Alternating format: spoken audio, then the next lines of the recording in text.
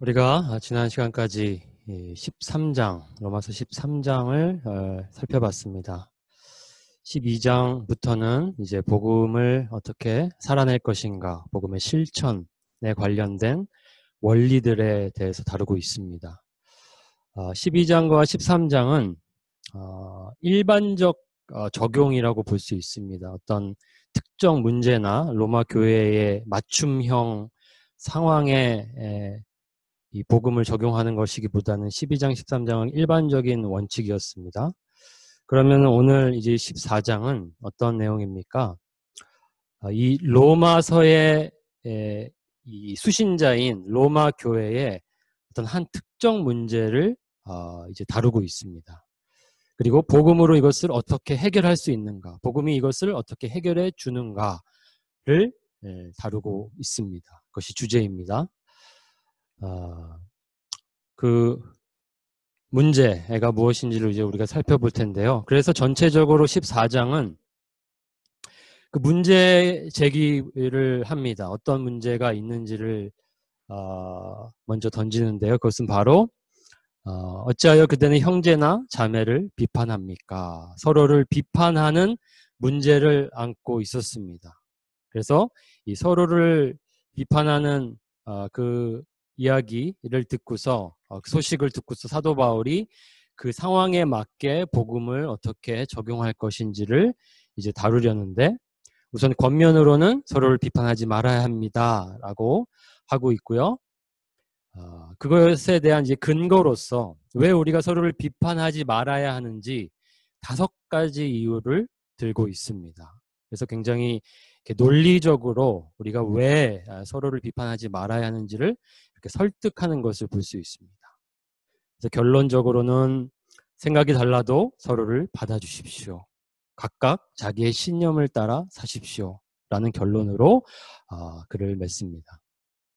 그래서 전체적으로 이러한 순서로 우리가 오늘 로마서 14장을 함께 살펴보겠습니다.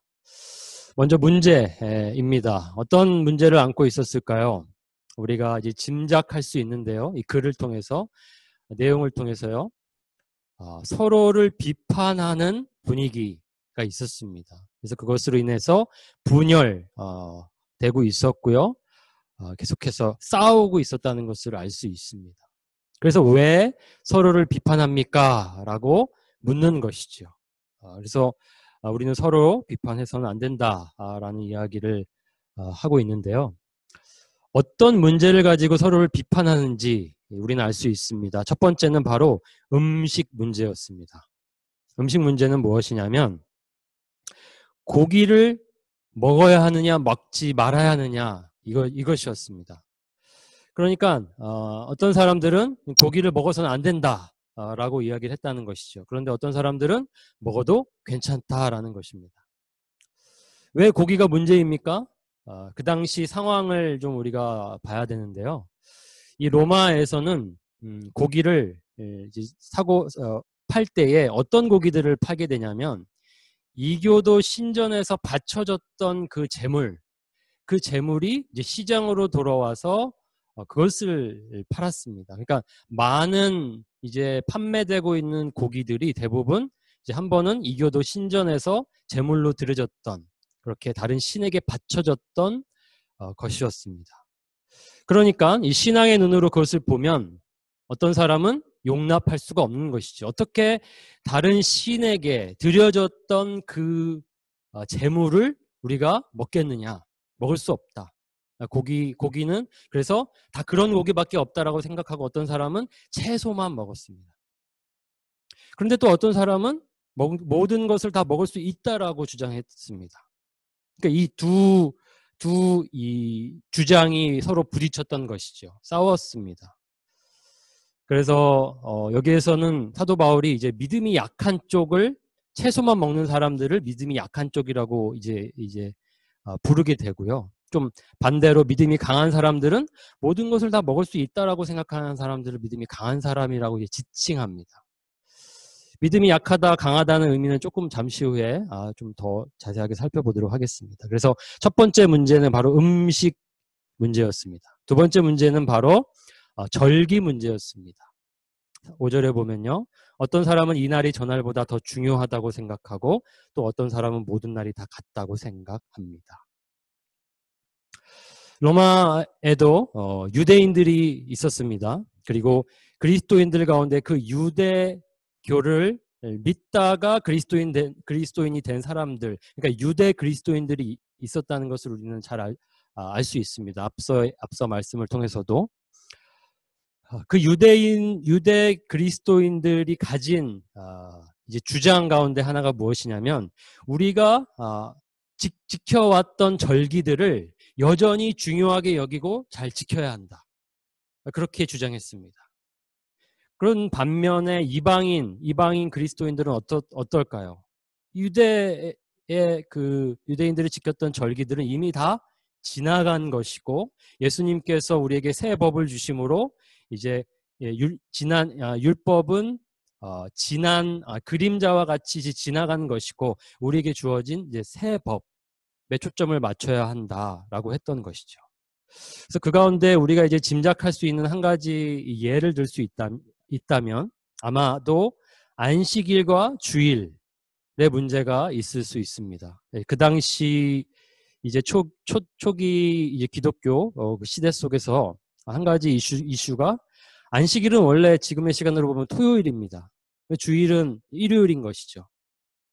그런데 이 그리스도인들은 서서히 주일을 중요하게 여기며 주일 성수를 했던 것이죠.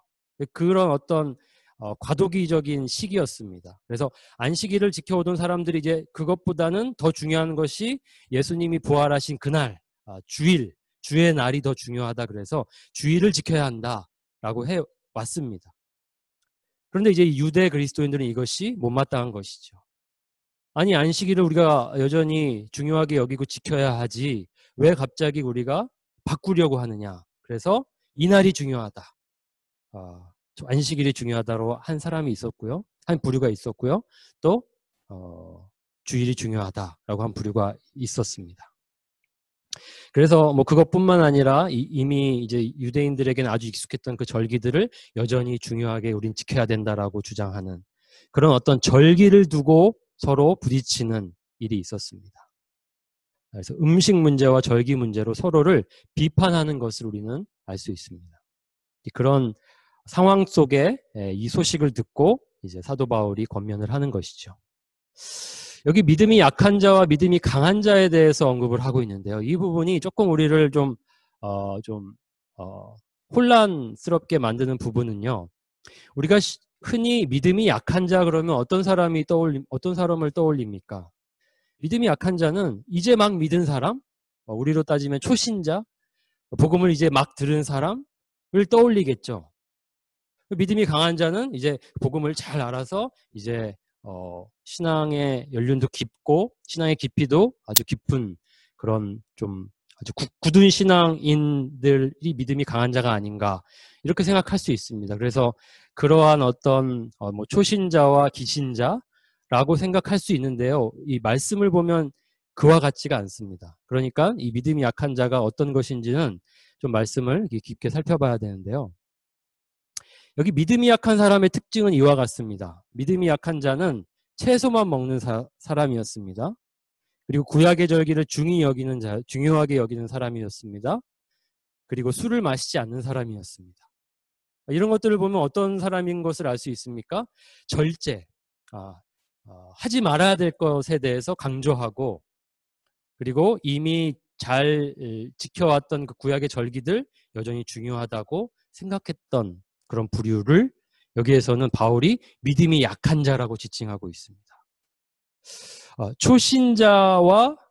초신자에 대입할 수가 없는 것이죠. 그러니까 이것을 그냥 단순하게 우리의 시각으로 초신자를 두고 믿음이 약한 자 이렇게 얘기하는구나 라고 생각해서는 안 된다는 것입니다.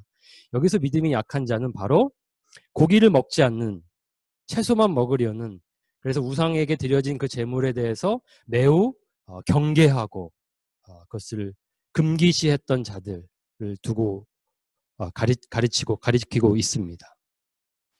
그리고 반면에 믿음이 강한 자는 모든 것을 먹어도 괜찮습니다. 구약의 절기는 이제 다시 새롭게 우리가 정의를 해야 합니다. 술도 마실 수 있습니다. 그러니까 굉장히 이 복음을 깨닫고 그 복음이 가져다주는 그 자유, 그 자유를 강조하는 부류의 사람들이었습니다.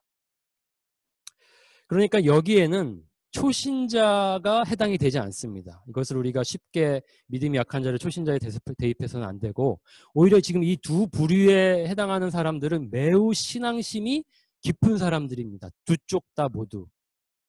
그런데 이 믿음이 강한 쪽은 굉장히 모르겠습니다. 아는 것이 많아서인지 지식이 있어서인지 어차피 음식은 다 먹어도 괜찮은 것이다. 우리가 그것을 어떻게 믿음의 눈으로 보느냐가 중요한 것이지, 그것이 아무리 우상에게 드려졌다 한들 아무 문제 없다. 내 믿음이 중요하다라고 생각하고 자유롭게 그것을 취했던 사람들을 볼 수 있는 것이죠.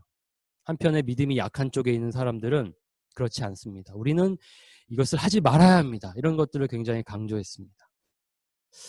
그래서 이 믿음이 약한 쪽의 극단으로 가면 아마도 이 율법주의 성향의 사람들을 우리는 아마 만나게 되지 않을까 싶고요. 믿음이 강한 쪽으로 이제 가다 보면요, 사실은 좋은 의미인 것 같지만 그것을 너무 모든 것을 다 허락하는 쪽으로 가다 보면 너무 자유주의 신학, 모든 것을 다 마치 뭐 하나님은 선하시기 때문에 지옥은 없다 수준의 자유주의 성향까지 갈 수 있는 그런 극단으로 갈 수 있습니다. 그래서 이런 두 부류의 사람들을 두고서 지금 사도 바울이 이야기를 하고 있다는 것을 우리도 기억해야 합니다. 여기에서는 몰라서 먹는 사람들에 대해서 얘기하는 것이 아닙니다. 그런 사람들이야말로 그거는 이제 아는 지식이 없어서 지식이 부족해서 그러는 사람들이기 때문에 그런 사람들은 가르쳐야 되는 것이죠. 지금 이 상황 속에서는 해당하지 않습니다. 그래서 이 믿음이 약한 자와 강한 자에 대해서 이해를 할 필요가 있습니다. 서로를 비판하지 말아야 합니다. 이제부터는 서로 남을 심판하지 마십시다. 형제자매 앞에 장애물이나 걸림돌을 놓지 않겠다고 결심하십시오. 서로를 지금 각자의 논리대로 지금 비판하고 있는데 우리 그것들을 멈춰야 합니다. 라고 이야기하고 있습니다. 먹는 사람은 먹지 않는 사람을 업신여기지 말고 먹지 않는 사람은 먹는 사람을 비판하지 마십시오. 이 먹는 쪽, 믿음이 강하다고 하는 쪽은 저 먹지 않는 사람들, 저 율법주의에 빠진 사람들 하면서 업신여겼던 것을 알 수 있고요. 먹지 않는 사람들은 우상에게 드려진 저 재물을 먹는 저들은 죄인이다 라고 아마 정죄했던 것 같습니다. 그래서 서로를 그렇게 비판하고 업신여겼는데요. 그래서는 안 된다는 것이죠. 절기 문제도 마찬가지입니다. 각각 자기 마음에 확신을 가진 대로 신념을 따라 하면 되는 것입니다. 서로가 옳다 그르다 라고 볼 것이 아닙니다. 이것은 어떤 뭐 본질적인 문제가 아니기 때문에 비본질에 해당하는 것이기 때문에 이걸 가지고 마치 우리가 정말 목숨 걸고 싸울 필요는 없다라는 것이죠. 중요하게 생각할 수 있고요. 덜 중요하게 생각할 수 있다라는 것입니다. 그렇게 우리는 자유롭게 그것을 볼 수 있다는 것입니다. 그래서 총 5가지 이유를 들어 서로를 비판하지 말아야 한다라고 하고 있습니다. 첫 번째, 왜 서로를 비판하지 말아야 합니까? 하나님께서 이미 그를 받으셨기 때문입니다. 여기 서로를 비판한다는 것을 다른 말로 하면요, 서로를 용납하지 않는다라고 볼 수 있습니다. 비판하니까 그 사람을 자꾸 배제하게 되고요, 그 사람을 받아주지 않습니다. 너는 우리 쪽에 속한 자가 아니야 라고 하면서 밀치게 되는 것이죠. 그런데 우리가 왜 그래야 되냐는 것이죠. 왜? 하나님께서는 이미 그를 받으셨습니다. 하나님께서는 그 사람도 받아들이셨습니다. 하나님이 받아준 그 사람을 왜 당신은 받지 않습니까? 그런 논리입니다. 하나님께서 이미 그를 용납하셨는데 왜 서로를 용납하지 않습니까? 하나님의 마음으로 서로를 바라보지 못한다는 것이죠. 음식 문제로 그 사람을 망하게 하지 마십시오. 그리스도께서 그 사람을 위하여 죽으셨습니다. 지금 당신이 비판하고 밀치고 또 배제하려고 하는, 밀어내려고 하는 그 사람은 그리스도께서 그 사람을 위하여 죽은 매우 가치 있는 소중한 사람입니다. 그럼 하나님의 눈으로 그를 바라봐야 할 것이지 함부로 음식 문제로 그 사람을 망하게 하거나 그 사람을 시험에 들게 해서는 안 된다는 것이죠. 그리스도께서 그 사람을 위해서 죽으셨는데 왜 그 사람을 정죄하고 업신 여기는지 그렇게 지적하고 있습니다. 두 번째 이유는 하나님께서 그를 판단하실 것이기 때문입니다. 서로를 비판하는 그 주장 속에는요, 서로에 대한 아마 옳고 그름의 판단이 들어가 있을 겁니다. 당신은 틀렸고 나는 맞습니다. 옳고 그릅니다. 그런데 그 판단은 누가 한다는 것이죠? 우리가 누구에게 남의 종을 비판합니까? 우리 그가 서 있든지 넘어지든지 그것은 그 주인이 상관할 일입니다. 주님께서 그를 서 있게 하실 수 있으시니 그는 서 있게 될 것입니다. 지금 내가 비판하는 그 사람은 누구의 종입니까? 하나님의 종입니다. 그의 주인은 하나님이십니다. 그를 판단할 분은, 그를 상관할 분은 하나님이십니다. 그런데 왜 내가 그 사람을 비판하고 판단하냐는 것이죠. 우리 모두 다 하나님의 심판대 앞에 서게 될 것입니다. 각자의 행위대로 하나님 앞에 판단을 받을 것입니다. 옳고 그름 하나님께서 판단하실 일이지 우리가 그것을 옳다 그르다 할 것이 아니라는 뜻입니다. 각각 자기 일을 하나님께서 사실대로 아뢰어야 할 것입니다. 우리가 마지막 심판의 날에 하나님 앞에서 우리는 우리의 모든 일들을 아뢰어야 할 것입니다. 나름 우리가 믿음으로 그것을 행했다면 믿음대로 하나님께서 보실 것이고 또 판단하실 것이기 때문에 그것을 함부로 나의 눈으로, 하나님의 눈이 아닌 나의 눈으로 판단하지 말라는 것입니다. 하나님께서 그를 판단할 것입니다. 세 번째 이유는요, 생각은 달라도 목적은 같기 때문입니다. 다 각각의 생각이 다를 수 있습니다. 다 다른 주장을 할 수 있습니다. 그런데 그 주장 속에 그 의도는 무엇입니까? 모두가 다 선한 의도를 가지고 주님을 위하여 그렇게 하는 것입니다. 어떤 날을 더 존중히 여기는 사람도 주님을 위하여 그렇게 하는 것이요, 먹는 사람도 주님을 위하여 먹으며 먹을 때에 하나님께 감사를 드립니다. 먹지 않는 사람도 주님을 위하여 먹지 않으며 또한 하나님께 감사를 드립니다. 우리 가운데는 자기만을 위하여 사는 사람도 없고 또 자기만을 위하여 죽는 사람도 없습니다. 우리는 살아도 주님을 위하여 살고 죽어도 주님을 위하여 죽습니다. 그러므로 우리는 살든지 죽든지 주님의 것입니다. 생각은 비록 다를지라도 모두가 그 자신의 신념대로 신앙의 열심을 낼 때에는 목적은 다 같습니다. 주님을 위하여 그렇게 하는 것입니다. 그러면 그 하나의 목적이 동일하다면 문제가 없다는 것이죠. 생각의 다름들을 존중해주고 받아주라는 것입니다. 네 번째 이유는 복음의 핵심 정신이 사랑이기 때문입니다. 복음 속에 하나님의 사랑이 담겨져 있습니다. 그대가 음식 문제로 형제자매의 마음을 상하게 하면 그것은 이미 사랑을 따라 살지 않는 것입니다. 다른 말로 하면 복음대로 살지 않는 것입니다. 복음의 원리대로 살지 않는 것입니다. 복음을 부정하는 것입니다. 이렇게 말하고 있습니다. 음식 문제로 그 사람을 망하게 하지 마십시오. 그리스도께서 그 사람을 위하여 죽으셨습니다. 복음을 사는 것은, 복음으로 사는 것은 사랑의 삶을 사는 것입니다. 형제자매를 마음을 상하게 하는 것, 그것은 사랑을 따라 살지 않는다라고 하는 것과 같습니다.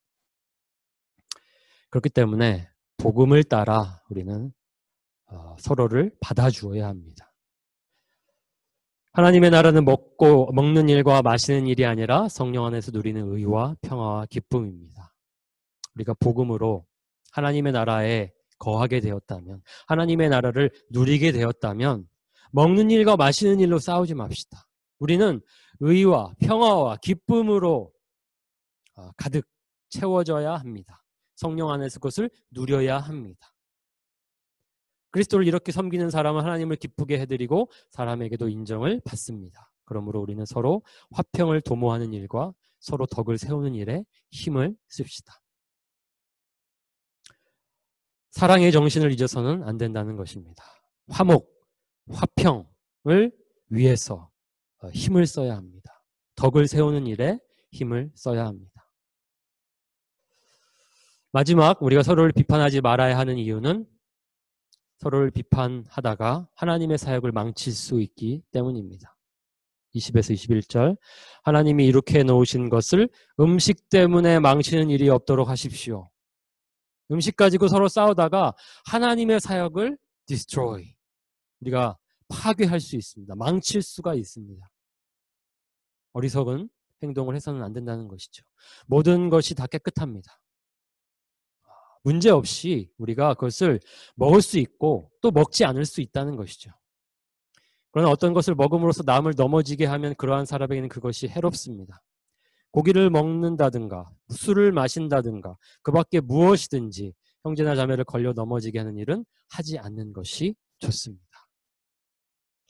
고기를 먹고 안 먹고 술을 마시고 안 마시고 이게 중요한 게 아닙니다. 절기를 지키고 안 지키고 그런 날을 가지고서 싸우는 게 중요한 것이 아니라 형제를 넘어지지 않게 하는 것, 시험에 들지 않게 하는 것,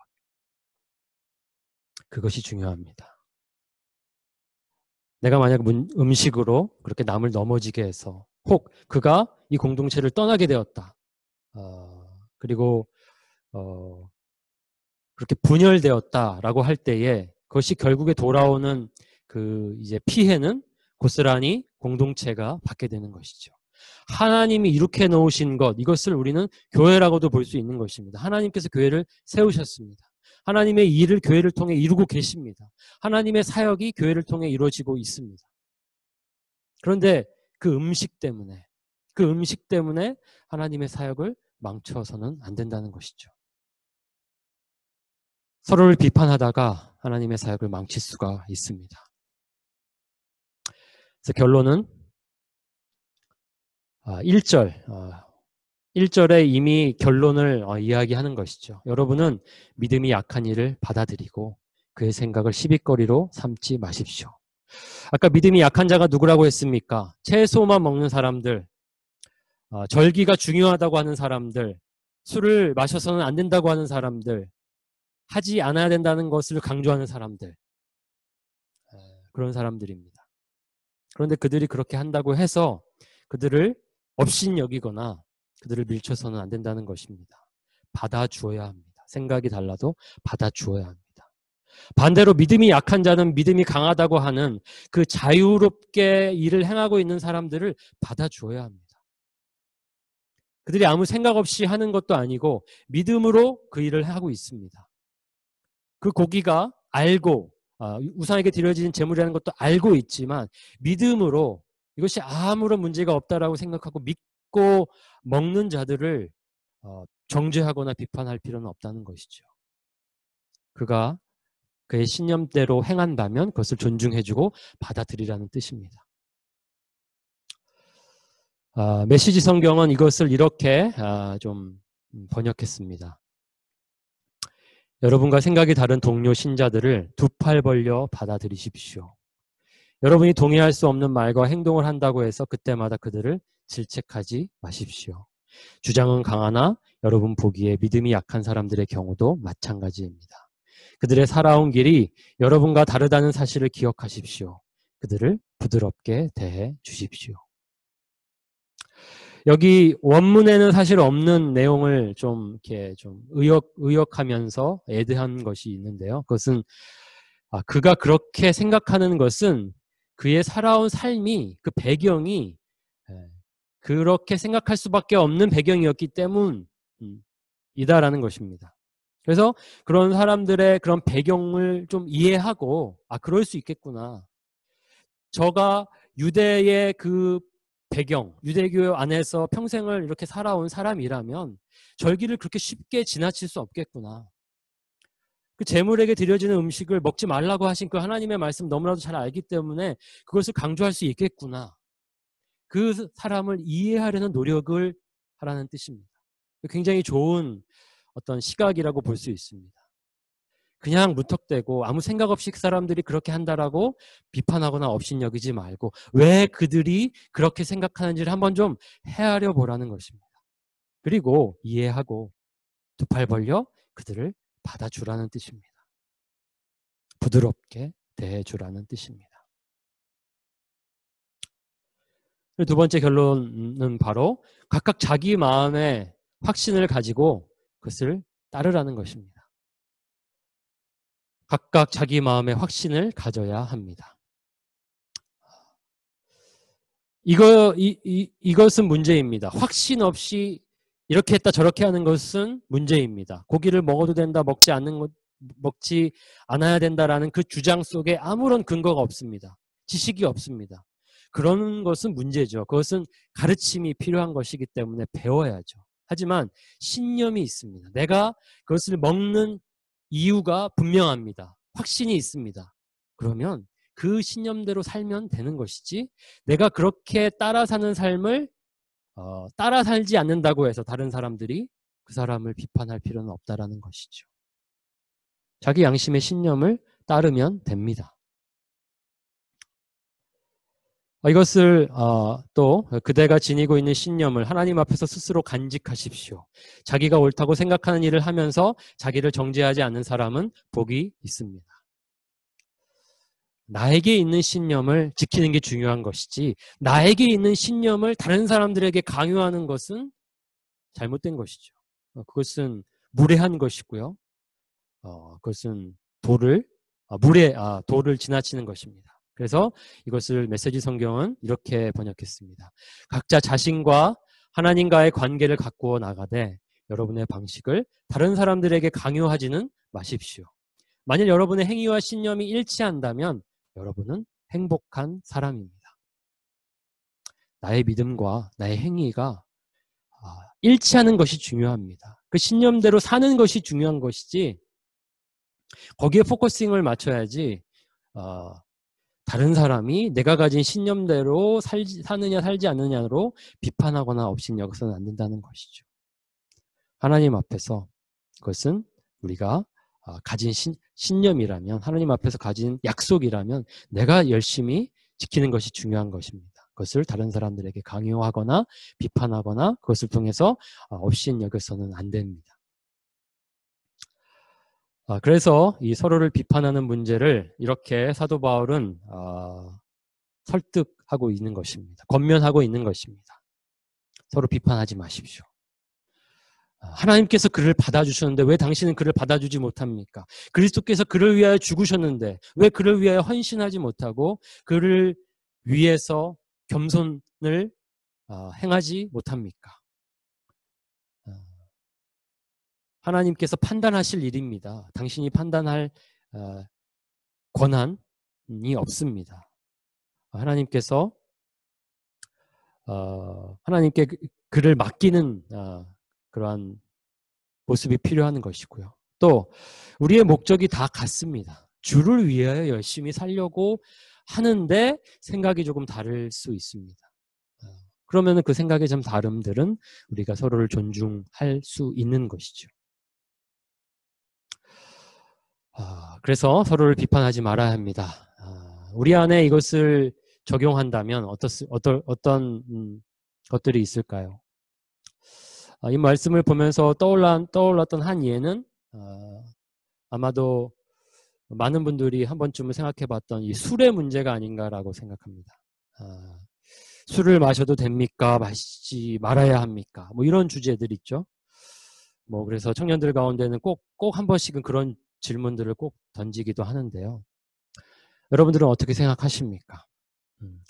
성경이 술을 반드시 먹지 말아야 한다라고 명시적으로 우리에게 명령하고 있습니까? 제 입장은 성경에서 술 자체를 금하거나 술 자체를 마시지 말라는 것은 저는 없다고 생각합니다. 취하지 말고 또 독주 그리고 술에 임백이지 않도록 경계하라고 우리에게 이야기하지 술 자체가 마치 잘못된 것이고 악인 것처럼 우리에게 가르치지는 않습니다. 사도 바울도 이제 디모데에게 약으로 또 술을 사용하라고 이렇게 했던 것도 보면 알 수 있고요. 그 당시에 이게 술을 두고서 그 당시에는 술을 두고서 그렇게 큰 문제를 겪지는 않았습니다. 그런데 이제 오늘날로 이제 접어들면서 술로 인하여 많은 문제들이 발생하게 되면서 그것이 도덕적인 타락으로까지 이어지게 되면서 술에 대한 경계가 지나치다 보니까 술을 이제 좀 우리가 이제 금기시하게 됐는데요. 그것은 성경적 가르침으로 보자면 금기시하는 것은 아닙니다. 그런데 이제 권장한다면 술을 멀리하는 것이 좋다라는 것이죠. 저도 술을 마시지 않습니다. 제가 술을 마시지 않는 이유는 분명합니다. 아주 확신이 있습니다. 그것은 제가 먹어도 저는 문제가 없다라고 생각합니다. 취하지 않을 만큼밖에 또 먹을 수 있다라고 생각합니다. 그런데 제가 먹는 그 모습을 누군가 정말 이제 막 믿은 사람들이나 믿지 않은 사람들이 봤을 때 그것을 보고 어떻게 생각할까? 술 그냥 아무렇지 않게 아무런 지식도 없이 먹어도 되는구나라고 생각할 수 있지 않을까? 그래서 그들이 쉽게 시험에 빠지지 않을까라고 한다면 사도 바울의 말처럼 그들을 위해서 하지 말아야 되는 것이죠. 그래서 저는 그렇게 합니다. 제가 마시지 않은 이유는 그래서 저의 신념인 것이죠. 신념을 바탕으로 한 것이죠. 그렇다고 해서 제가 술을 마시는 신앙인들을 가지고서 정죄하거나 비판할 근거는 없습니다. 그들의 신념이 정말 바른 신념으로 마치 그 분명한 뜻을 두고서 철학을 가지고서 그렇게 주를 위하여 그가 한다면 뭐 굳이 말릴 일은 아니라는 것이죠. 이렇게 우리가 좀 생각한다면 우리가 만나는 많은 문제들 속에서 이게 정말 내가 목숨 걸고 싸워야 할 일인가를 좀 우리가 좀 따져볼 필요가 있습니다. 우리가 정말 이 당시에 있는 음식과 절기의 문제와 같이 아주 비본질적인 문제를 두고서 목숨 걸고 서로 싸우고 배제하고 밀치는 건 밀치는 일은 없는가 한번 우리는 생각해 볼 필요가 있습니다. 교회가 때로는 이제 분열을 경험하게 되고 갈등을 경험할 때에 물론 본질적인 문제로 이렇게 갈등을 겪을 때도 있습니다. 그런데 어떤 부분에서 보면 참 별거 아닌 걸로 우리 멀리서 봤을 땐 너무나도 그게 아주 명백히 보이는 별거 아닌 걸로 그렇게 싸우다가 서로 마음이 상해서 이렇게 갈등을 겪는 것을 볼 수 있습니다. 오늘날에도 이 말씀은 여전히 유효합니다. 우리에게 필요한 말씀입니다. 우리가 정말 주를 위하여 사는 것이 중요하지 주를 위하여 사는 과정 속에 나의 신념대로 행하는 무엇을 다른 사람에게 굳이 강요할 필요는 없습니다. 그것이 거짓 가르침이고 이단이고 적 그리스도와 같은 어떤 그런 교리, 본질적인 문제라면 싸워야죠. 그리고 때로는 그들을 이제 치리해야죠. 중요한 것을 또 사도 바울도 강조합니다. 그런데 지금 여기에서 이야기하는 것은 음식 문제, 절기 문제 이것들은 다 본질적인 문제가 아니라는 것입니다. 그래서 우리가 어떤 것이 본질적이면 어떤 것이 비본질적인 것인지를 먼저 분별하고 비본질적인 것이라면 마음을 넉넉하게 먹고 생각이 다를 수 있겠구나 생각하고 존중해주면 되는 것입니다. 그래서 결국 우리가 이루어야 할 것은 하나님의 나라, 의와 평강과 희락, 기쁨이 가득한 하나님의 나라인 것입니다. 서로를 배제하거나 서로를 받아주지 못하는 그런 미성숙한 모습을 가져서는 안 되는 것입니다. 오늘 말씀 또 우리의 삶 가운데에 좀 깊이 좀 적용해 보면 좋겠습니다. 나의 모습 속에 혹 그런 서로를 비판하고 업신여기는 그런 모습은 없는지, 나의 신념을 누군가에게 강요하려는 그런 마음은 없었는지 한번 생각해 보면서 또 이 말씀을 받기 원합니다. 그래서 하나님께서 또 기뻐하시고 또 하나님께서 영광 받으시는 그런 삶을 저와 여러분 모두가 사시기 바랍니다.